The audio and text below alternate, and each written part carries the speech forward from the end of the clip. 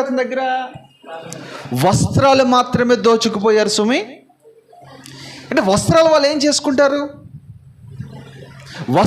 వస్త్రాలుగా మీరు అర్థం చేసుకోకూడదు.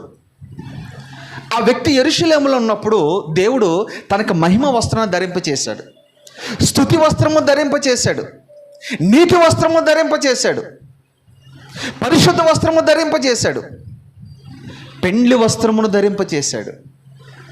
ఇవన్నీ ధరింపచేసిన అతను, అవన్నీ కలిగి ఉన్న అతను లోకానికి ఆకర్షితుడై లోకం వైపు వస్తూ పడిపోతే శత్రువైన సాతాను అతని దగ్గర వెండి బంగారాలు ఏది దోచుకు వెళ్ళలేదు, కానీ ఏం దోచుకు వెళ్ళాడు తెలుసా? వస్త్రాలు దోచుకుపోయాడు.